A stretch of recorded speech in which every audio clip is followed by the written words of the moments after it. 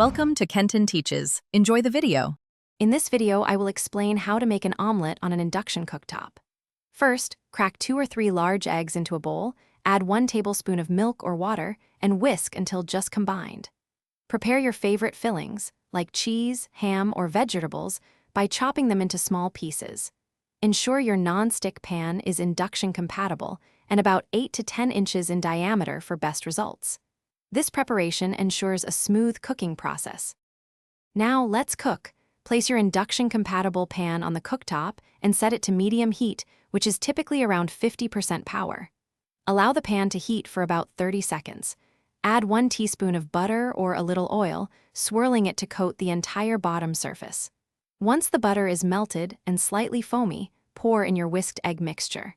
Let it sit undisturbed for a few seconds to begin setting. As the edges of the omelet begin to set, gently push the cooked egg towards the center with your spatula, tilting the pan to allow uncooked egg to flow underneath. Continue until most of the egg is set but still slightly moist on top. Now, add your favorite fillings, like shredded cheese or sautéed vegetables, onto one half.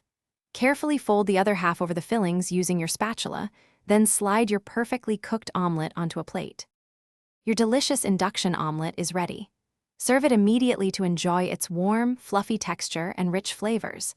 Don't be afraid to experiment with different fillings. Fresh herbs, sautéed mushrooms, or a blend of cheeses can elevate your omelet experience. Remember, practice makes perfect, so keep trying new combinations.